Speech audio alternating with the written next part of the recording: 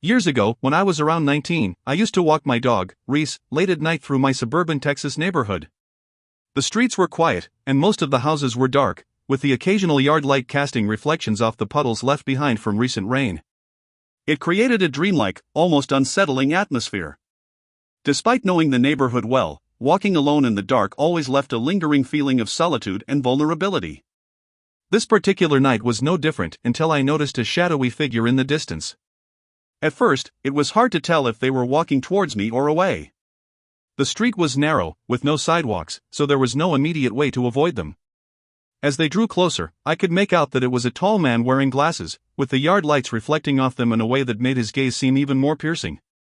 Panic started to creep in. Reese, my usually mild-mannered dog, suddenly perked up.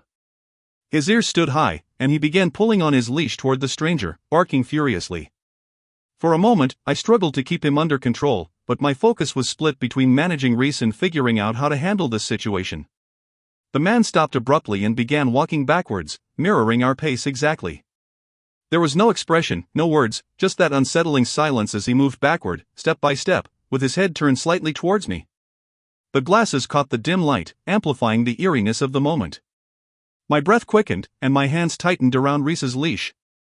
Instinct kicked in. I felt my heart pounding as adrenaline surged through my body. The street, though familiar, felt unfamiliar in this moment. It was like stepping into a scene from a horror movie. Suddenly, we reached a better-lit intersection with more traffic. Without hesitation, I yanked Reese in that direction and sprinted toward the lights and safety.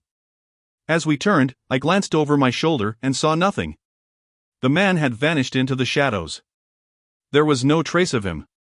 Reese settled down as soon as we left the dark street behind, but his eyes were locked on the empty road we'd just passed. He remained alert for the rest of the walk home, barking softly every few steps, keeping his attention on the unseen figure. I, too, couldn't shake the feeling of being watched, and the sense of unease lingered long after we had made it safely back. To this day, I often wonder who he was and what his intentions were that night. That brief moment continues to haunt me.